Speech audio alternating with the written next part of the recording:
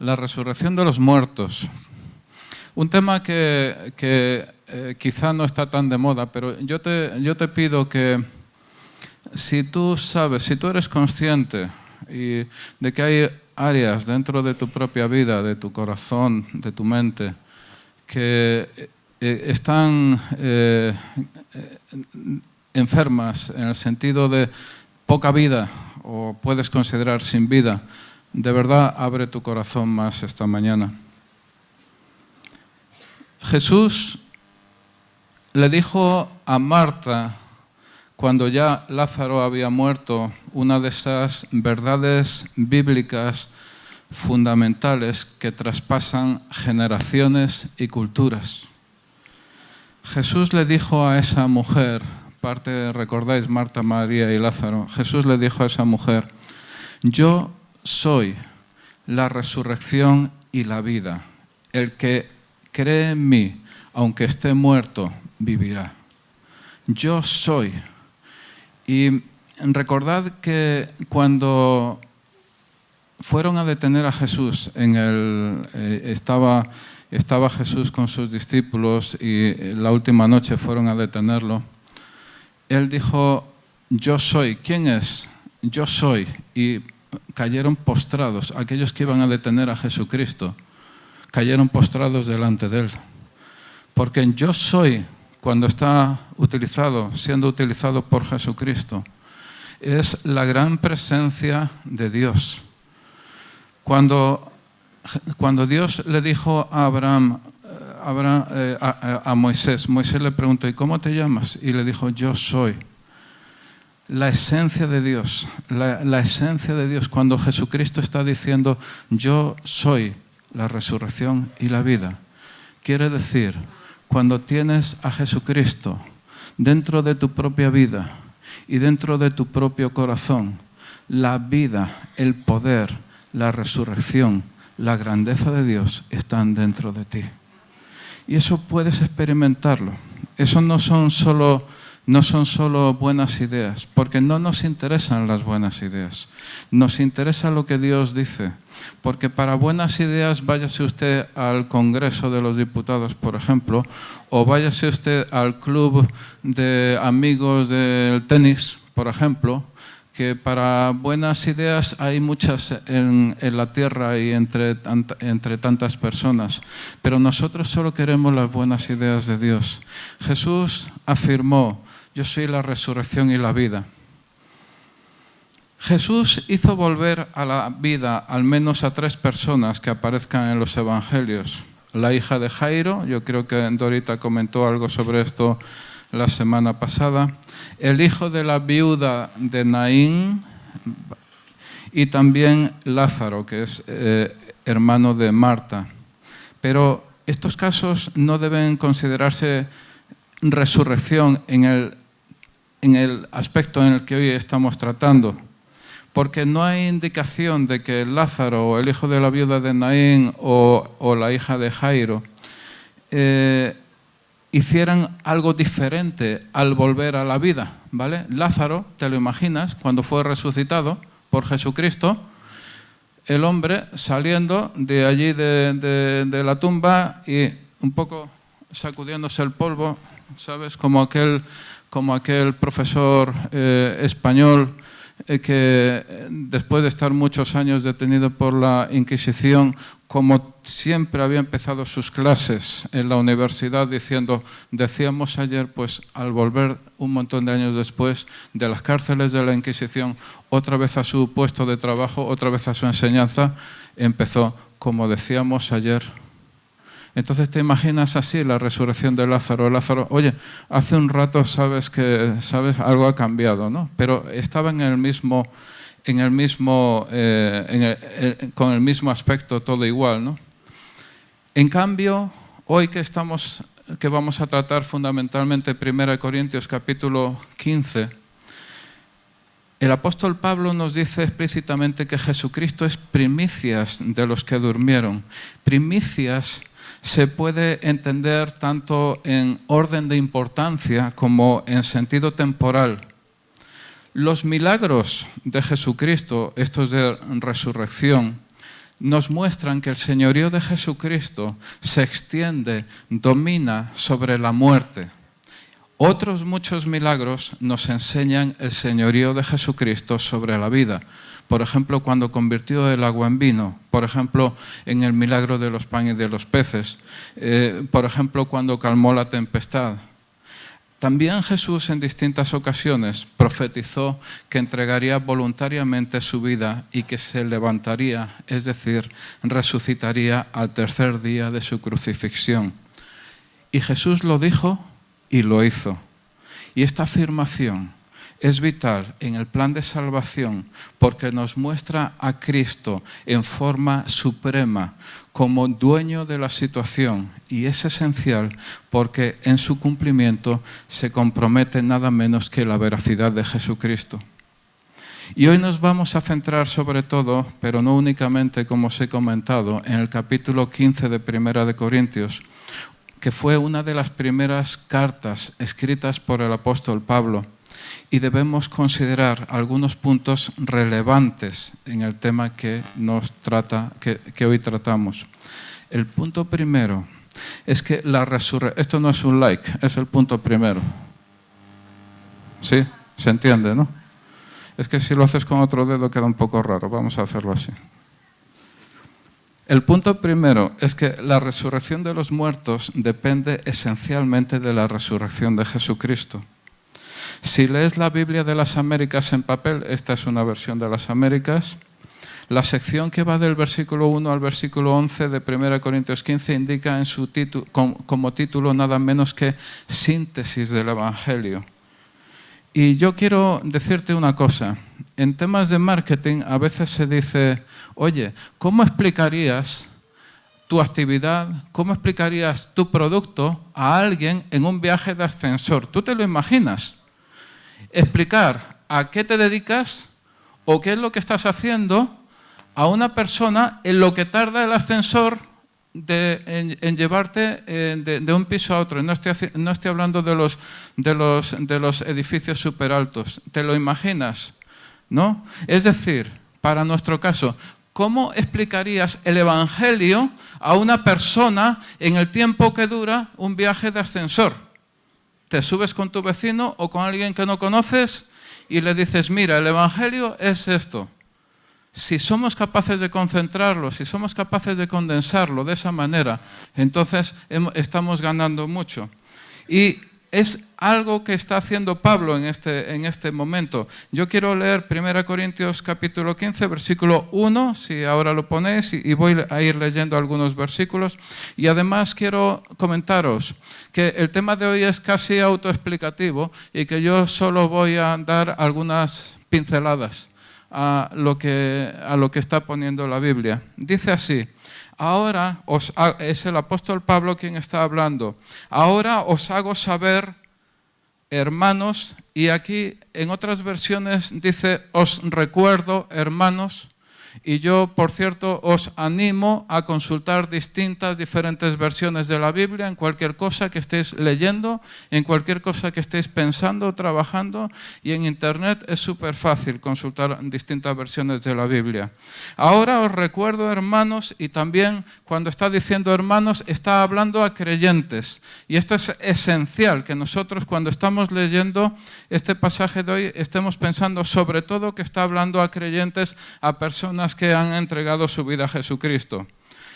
Hermanos, el Evangelio que os prediqué, el cual también recibisteis, en el cual también estáis firmes, por el cual también sois salvos, si retenéis la palabra que os prediqué, a no ser que hayáis creído en vano. Es decir, si guardáis lo que yo os he predicado, tal como os lo prediqué, porque si no, habríais tenido una fe vana, una fe ilusoria, una fe que realmente no sirve para nada. Porque yo os entregué, el versículo 3, y esta es la predicación del ascensor que yo os estaba comentando hace un momento. Porque yo os entregué en primer lugar lo mismo que recibí, que Cristo murió por nuestros pecados conforme a las Escrituras, que fue sepultado y que resucitó al tercer día conforme a las Escrituras, que se apareció a Cefas, que es un nombre, es un apodo que le estaba dando al apóstol Pedro, que se apareció a Cefas, es decir, a Pedro, y después a los 12. Luego se apareció a más de 500 hermanos a la vez, la mayoría de los cuales viven aún, pero algunos ya duermen. Después se apareció a Jacobo, luego a todos los apóstoles, y al último de todos, como a uno nacido fuera de tiempo, se me apareció a mí. Estaba diciendo el apóstol Pablo, antes de la ascensión de Jesucristo, recordáis, antes del derramamiento del Espíritu Santo, antes del principio de Hechos, cuando está hablando de los 120 orando y de ese derramamiento del Espíritu Santo, se apareció a todos estos grupos de personas, y al último, como alguien nacido fuera de tiempo, yo creo que la Reina Valera dice como a un abortivo, la palabra no me gusta mucho, pero también te da una idea de que está fuera de tiempo, dice, se apareció a mí. Es esencial que nosotros consideremos aquí este extracto del Evangelio. Si tú le vas a decir a una persona en un minuto de qué va el Evangelio, de verdad que puedes venir aquí. Cristo murió por nuestros pecados conforme a las Escrituras, fue sepultado y resucitó al tercer día conforme a las Escrituras, porque ese es el sustento, esa es la base, esa es la confesión básica de nuestra fe. Observamos en primer lugar que la línea murió, que fue sepultado y que resucitó según las Escrituras.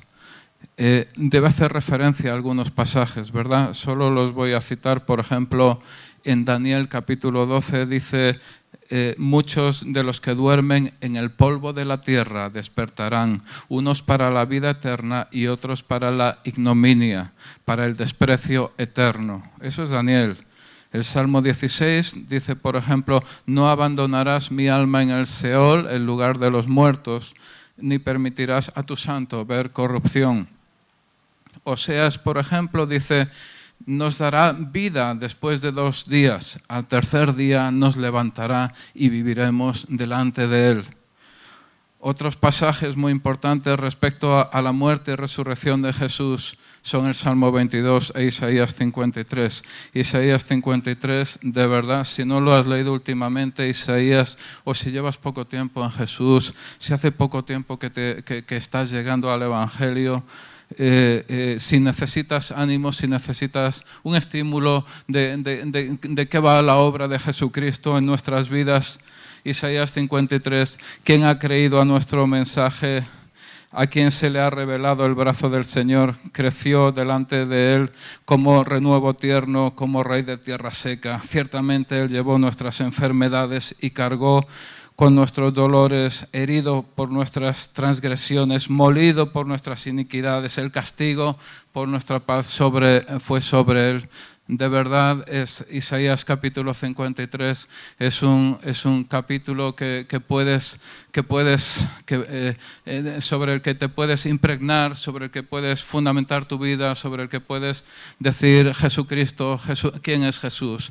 Está escrito varios siglos antes de su nacimiento, pero está inspirado por el Espíritu Santo, y el Espíritu Santo sabía cuál era la obra de Jesucristo. Aparte de eso, quiero llamar la atención sobre la historicidad de la resurrección de Jesucristo. Observad la parte en la que se refiere a los creyentes que han muerto como que duermen. Cuando se aparece a los 500, eso es, el versículo, no sé si puedes poner el versículo 6. Se apareció a más de 500 hermanos a la vez, la mayoría de los cuales viven aún, pero algunos ya duermen. Algunos ya duermen. La Biblia se refiere con frecuencia al Nuevo Testamento a los creyentes que han muerto como que duermen. Porque, ¿qué pasa al final del sueño? ¿Qué pasa al final del sueño? Que te despiertas. Y con frecuencia te despiertas además con ganas de comer, te despiertas ahí. estás ahí, te despiertas con ganas de hacer cosas, de comerte el día. Espero que no sea que estés pensando que el día ya te ha comido, no, te despiertas con ganas de comerte el día, ¿verdad? Entonces es tan bueno cuando la Biblia, cuando el Nuevo Testamento dice que está diciendo los que han muerto. No, los que han muerto no, los que duermen, los que han dormido con Cristo. ¿Por qué? Porque hay una fe y hay una esperanza en la resurrección de esa persona. De esa persona que ha conocido a Jesucristo. ¿Tienes tú esa clase de confianza? Esa es una buena pregunta, ¿no? La resurrección de Jesucristo y la resurrección de los muertos son esenciales en la fe cristiana. Por eso, el primer argumento que muchos plantean contra la legitimidad de la fe cristiana es que la resurrección no es real. Y todos lo hemos oído, ¿verdad? Pero es curioso, porque algunos hablan de la, ¿cómo se llama? La reencarnación, ¿no? La reencarnación. Y entonces yo estaba pensando, claro, si tú estás pensando que cuando pisas una cucaracha, a lo mejor es tu abuelo, entonces vas a tener problemas. ¿Sabes? Es curioso, ¿no? Pero la Biblia enseña que está establecido que las personas, los seres humanos, mueran una sola vez y después el juicio, ¿vale? Y la semana que viene yo creo que vamos a hablar un poco más del juicio ese. Pero está establecido que los seres humanos mueran una sola vez y después el juicio. Por eso es tan importante el tema de la resurrección. Algunos afirman que la resurrección es un mito originado a lo largo de muchos años de transmisión oral, exageraciones, muchos cambios. Gente que cuenta historias a otra gente, que luego cuenta las historias a otra gente, etc. Y al final ha pasado tanto tiempo y ha pasado por tantas bocas y tantos oídos que al final todo es inventado, que nadie sabe que es verdad y podríamos llegar a pensar que hay un montón de cosas que Jesús nunca dijo, podríamos llegar a pensar que Él ni siquiera fue quien decía ser y que lo que se escribió no tendría apenas que ver con lo que realmente había sucedido ni con la enseñanza de Jesús.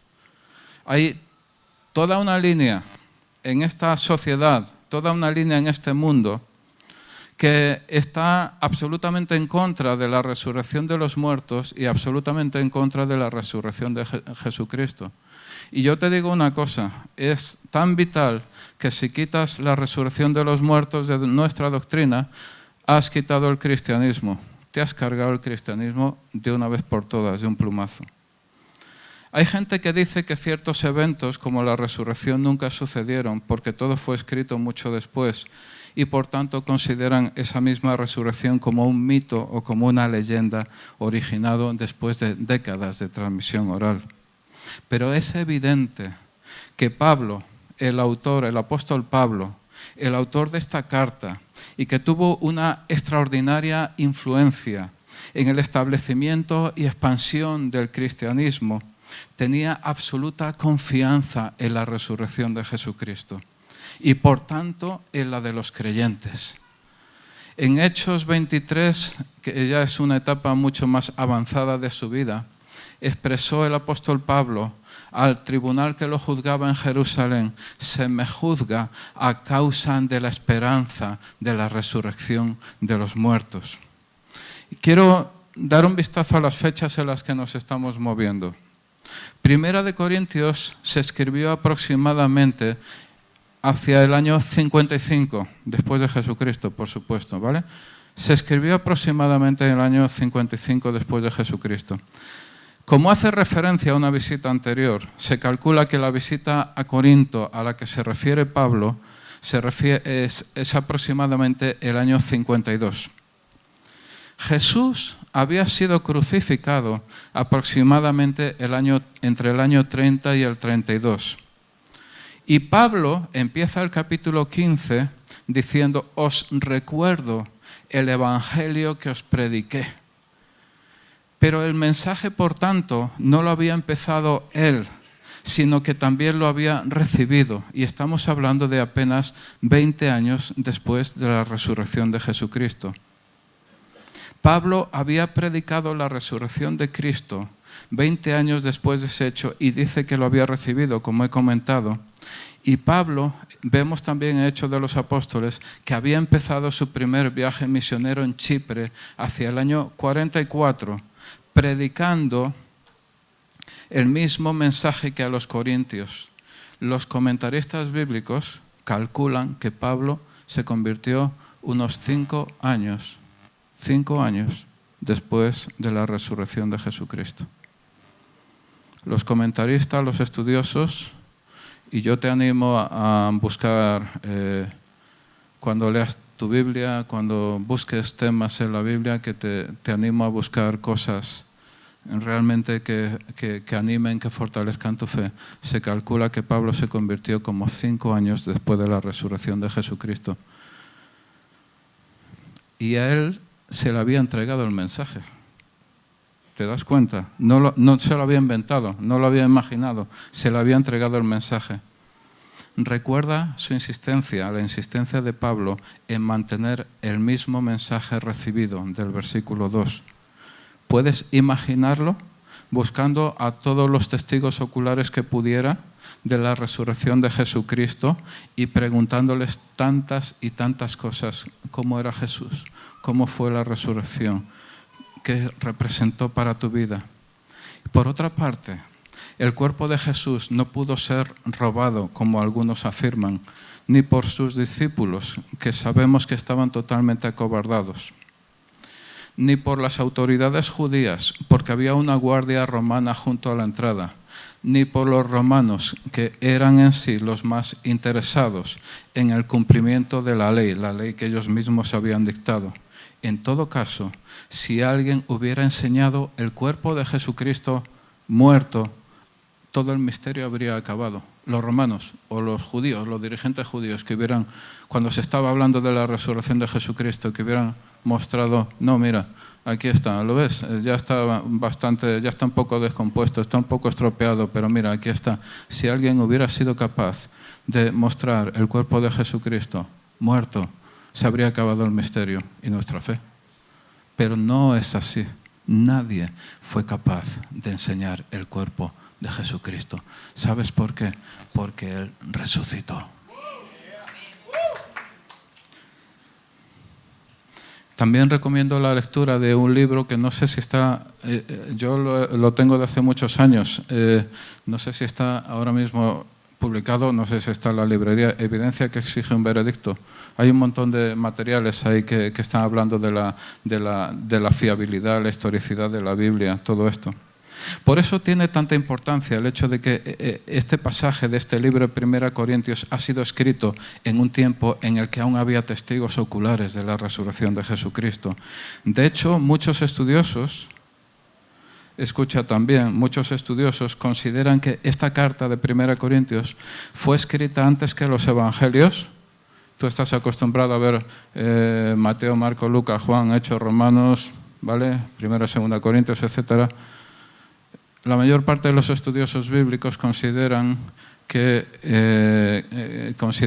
el orden de escritura, el orden histórico de escritura no es ese. Entonces, la compilación de la Biblia se hizo de cierta forma, siguiendo criterios de fe y criterios racionales al mismo tiempo.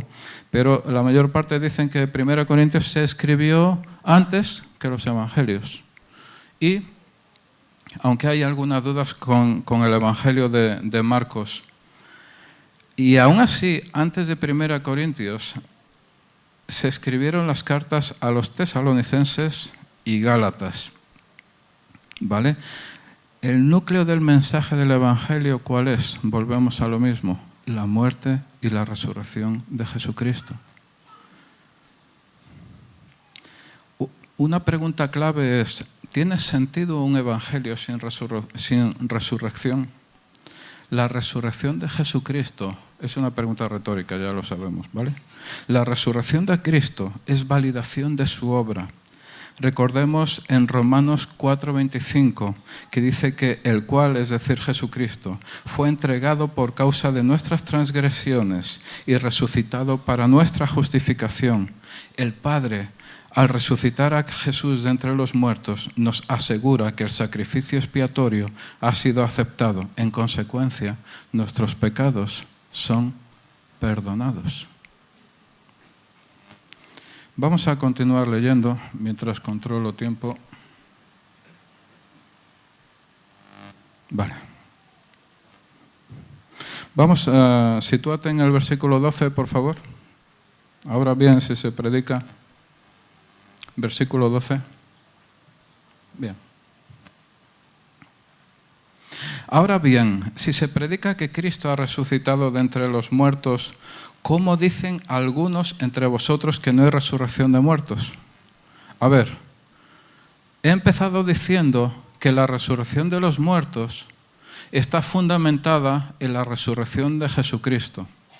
Y el apóstol Pablo, está argumentando en 1 Corintios capítulo 15, por un lado, que la muerte, sepultura y resurrección de Jesucristo estaban profetizadas en las Escrituras.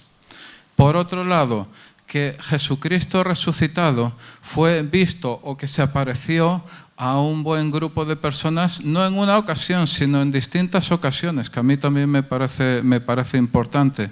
Y ahora Pablo está diciendo en el versículo 12, pero si se predica que Cristo ha resucitado de entre los muertos, ¿cómo dicen algunos entre vosotros que no hay resurrección de muertos?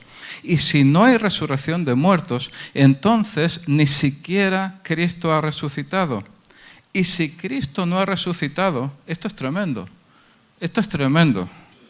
porque estamos en núcleo, uno de los núcleos, una de las claves de nuestra fe.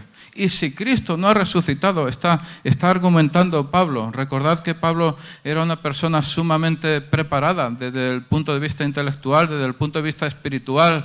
Era alguien, la última vez yo creo que recordamos aquello de que alguien le dijo, las muchas letras te vuelven loco, te han vuelto loco, Pablo, ¿qué es lo que estás diciendo? ¿Vale? Si Cristo no ha resucitado, dice el versículo 14, vana o inútil es entonces nuestra predicación, está hablando Pablo, nuestra predicación, dice Pablo, vana o inútil también es vuestra fe. Aún más somos hallados testigos falsos de Dios porque hemos testificado contra Dios que Él resucitó a Cristo, a quien no resucitó, si es que en verdad los muertos no resucitan. Pues si los muertos no resucitan, entonces ni siquiera Cristo ha resucitado. Y si Cristo no ha resucitado, otra vez a la carga. Vuestra fe es falsa, todavía estáis en vuestros pecados. Es impresionante. Lo que está tratando Pablo es impresionante. Atención, si no hay resurrección de los muertos, ni siquiera Cristo ha resucitado. Somos testigos falsos delante de Dios. Estamos afirmando algo que Él realmente no ha hecho. Además, lo que yo estoy predicando es falso. Lo que tú estás creyendo es falso. Y entonces resulta que todavía estás en tus pecados. Dices que has entregado tu vida a Jesucristo como Señor y Salvador y estás en vuestros pecados. Y dice en el versículo 18, espero que esté ahí el versículo 18, entonces también los que han dormido en Cristo han perecido, impresionante, si hemos esperado, esto es dramático absolutamente, si hemos esperado en Cristo para esta vida solamente, somos de todos los hombres los más dignos de lástima. Piénsalo. Es absolutamente dramático, es espeluznante, es terrible, yo no sé cómo considerarlo, no sé cómo llamarlo, ¿no? Si hemos esperado en Cristo para esta vida solamente, somos de todos los hombres, de todos los seres humanos, los más dignos de lástima. haber renunciado a todos los posibles beneficios de la tierra, debido a una fe en el cielo, haber sacrificado los placeres inferiores de esta vida en aras de los goces del cielo, esperar vivir eternamente con Cristo y luego descubrir que todas estas aspiraciones son un engaño, haría que uno fuera más digno de lástima que el pagano que nunca abrigó esas esperanzas. A los sufrimientos acumulados durante esta vida vendría a agregarse la más cruel decepción después de esta vida. La afirmación evidente es que el cristianismo carece de sentido sin resurrección. El cristianismo sin resurrección no tiene sentido. Comamos y bebamos que mañana moriremos. Vámonos de farra.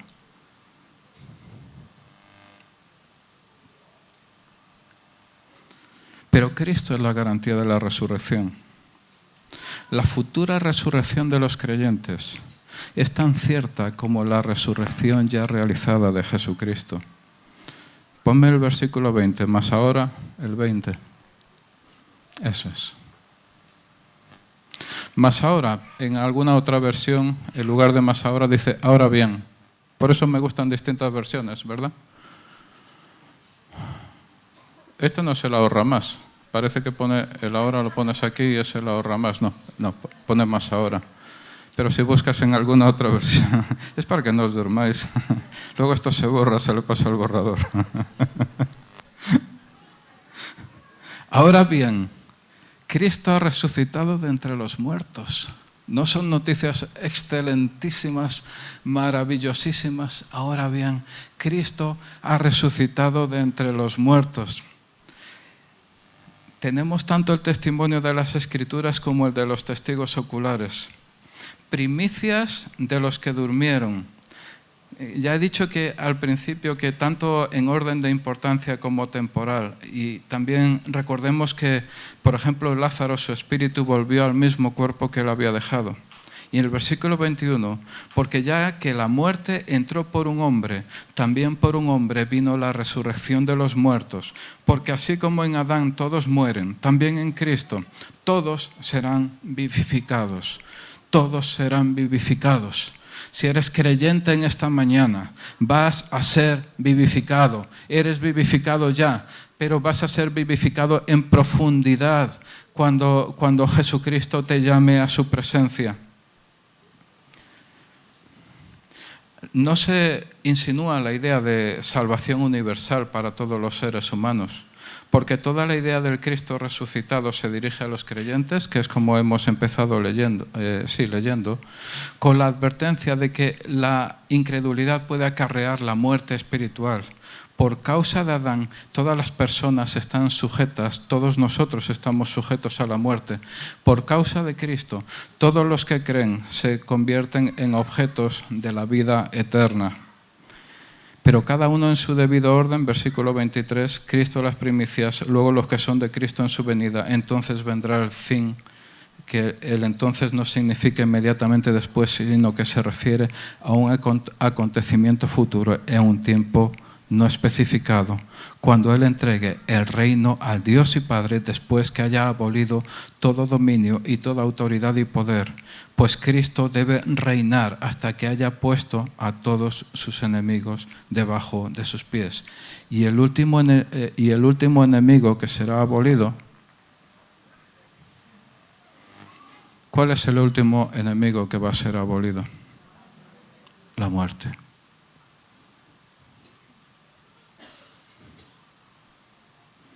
No podemos confiar en este Evangelio que nos ofrece tanto para nosotros, que es esa expresión del amor de Dios para todos nosotros. No podemos confiar en este Evangelio, no podemos confiar en este Jesucristo que hasta la muerte, aquello que parece que no tiene remedio, dice que es el último enemigo que va a ser abolido, porque Dios ha puesto todo en sujeción para sus pies. bajo sus pies.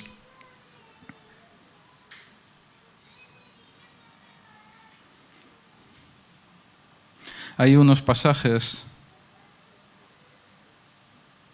aunque vamos a hablar posteriormente, no hoy, sino no sé si la semana que viene, en otra, sobre el juicio. Como no se puede cortar quirúrgicamente la palabra de Dios, entonces creo que es interesante que citemos una idea. Es que dice, viene la hora, está diciendo también Jesús en el Evangelio de Juan, viene la hora en que todos los que están en los sepulcros oirán su voz y saldrán, los que hicieron lo bueno a resurrección de vida y los que practicaron lo malo a resurrección de juicio. Por tanto, se equivocan todos los que hablan de la reencarnación como los que enseñan que la muerte supone el aniquilamiento de la persona. Hoy no vamos a detenernos más en esto. Quiero citar una cosa. John MacArthur, comentarista bíblico, algunos tenéis seguramente la Biblia esta con notas de MacArthur en casa, bueno, una de ellas, ¿no? En un artículo titulado The Disappearance of Hell, la desaparición del infierno, afirma que han desaparecido del mensaje evangélico doctrinas básicas como la depravación humana, la ira divina, la pecaminosidad del pecado y la realidad del juicio eterno. Ciertamente la creencia en la existencia del infierno no está de moda. El problema es que la Biblia dice que hay después que la resurrección unos van a un lado y otros van a otro. Hablaremos en otro momento, ¿no? No importa que el Papa haya dicho lo contrario. No importa, los papas también se equivocan. Sitúate, por favor, en el versículo 35. Pero alguno dirá cómo resucitan los muertos, es importante, no nos queda mucho. Alguno dirá, ¿cómo resucitan los muertos y con qué clase de cuerpo vienen? Necio, lo que tú siembras no llega a tener vida si antes no muere. Y lo que siembras, no siembras el cuerpo que nacerá, sino el grano desnudo, quizás de trigo o de alguna otra especie. Pero Dios le da un cuerpo como Él quiso y a cada semilla su propio cuerpo. No toda carne es la misma carne, sino que una la de los hombres, otra la de las bestias, otra la de las aves y otra la de los peces. Hay asimismo cuerpos celestiales y cuerpos terrestres, pero la gloria del celestial es una y la del terrestre es otra. Hay una gloria del sol y otra gloria de la luna y otra gloria de las estrellas, pues una estrella es distinta de otra estrella en gloria. Así es también la resurrección de los muertos. Piensa en ti mismo, ¿vale? Ahora piensa en ti mismo. Se siembra en cuerpo corruptible. Piensa en ti mismo, como estés ahora mismo, tu situación, la que sea. Se siembra en cuerpo corruptible. Se resucita en cuerpo incorruptible. Imagínate, a ti mismo, ¿vale? Te ves corruptible, ¿no? Seguramente te ves corruptible de alguna manera, ¿no? Vas a resucitar, si eres creyente, en cuerpo incorruptible. Se siembra en deshonra. ¿Alguna vez te has experimentado o te experimentas en deshonra, verdad? Escucha la palabra de Dios. Se resucita en gloria. Se pasa de la deshonra a la gloria. Se siembra en debilidad. ¿Te has sentido débil alguna vez? Un par de veces, ¿no? Se resucita en poder. Se siembra en un cuerpo natural. Te sientes natural como la vida misma, ¿verdad? Se resucita un cuerpo espiritual. Y está escrito: el primer hombre, Adán, fue hecho alma viviente, el último Adán, espíritu que da vida. Sin embargo, el espiritual no es primero, sino el natural. Es decir, que nosotros estamos aquí. Quiero que vaya saliendo el equipo de alabanza, porfa. Os voy a ir dando tiempo. Esto del reloj es una... No se detiene el reloj.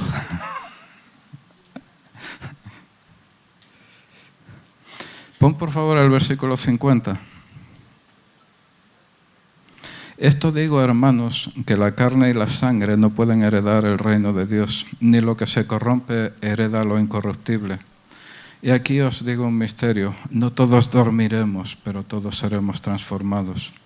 En un momento, en un abrir y cerrar de ojos, a la trompeta final, pues la trompeta sonará y los muertos resucitarán incorruptibles y nosotros seremos transformados. Gracias a Dios que seremos transformados. Porque es necesario que esto corruptible se vista de incorrupción y esto mortal se vista de inmortalidad. Y otra vez el versículo 54 lo tenemos en pantalla. Este es el 54. Pero cuando esto corruptible ¿vale?, se haya vestido de incorrupción y esto mortal se haya vestido de inmortalidad, entonces se cumplirá la palabra que está escrita: devorada ha sido la muerte en victoria. ¿No son excelentes noticias? Dice la palabra de Dios que el último enemigo será la muerte. Eso dice la palabra de Dios. Y aquí vuelve a poner el anterior, eso es. Cuando todo esto pase, se cumplirá la palabra que está escrita, vuelve a pasar: devorada ha sido la muerte en victoria. Devorada. Es tremenda la palabra. Devorada. Ni siquiera vencida, devorada. Si tienes perro, ¿sabes lo que significa devorar? La mayor parte de los perros. ¿Verdad? Te lo imaginas. Devorada. Devorada la muerte. En victoria. Machacada. Destruida. Fundida. Fundidos los plomos de la muerte. Destrozada. Sin posibilidades de recuperación, porque tú te imaginas, a mí que me gustan las películas del oeste, pero no se lo digáis a nadie, por si acaso. Cuando le pegan un tiro a uno en una película del oeste, pues el tío pues está muerto, pobrecillo, le han pegado un tiro, ¿no? Pero a lo mejor dice, si no le han dado bien el tiro, pues a lo mejor el tío se levanta y se carga al malo, porque ese el que se levantaría sería el bueno, ¿no? Pero todo esto, ¿no? Pero devorada, ¿te imaginas? ¿Alguien devorado realmente? ¿Qué tipo de victoria? ¿Qué tipo de acción es esta? Y la muerte quedó vencida totalmente. ¿Dónde está? Por eso el siguiente versículo, ¿verdad? ¿Dónde está, oh muerte, tu victoria? ¿Dónde, oh sepulcro, tu aguijón? El aguijón de la muerte es el pecado. El poder del pecado es la ley. El aguijón de la muerte es el pecado, es cuando Adán pecó, ¿verdad? El poder del pecado es la ley. Está hablando de la ley que instauró Moisés, mostrando la imposibilidad del ser humano de acercarse a un Dios santo. La ley era para mostrar la imposibilidad, la absoluta imposibilidad del ser humano para acercarse a un Dios santo. No puedes. Solo puedes descansar, hacer descansar tu fe en Jesucristo. No puedes acercarte a un Dios santo. No puedes. Pero a Dios gracias que nos da la victoria por medio del Señor Jesucristo. Como en Adán todos mueren, en Cristo serán vivificados.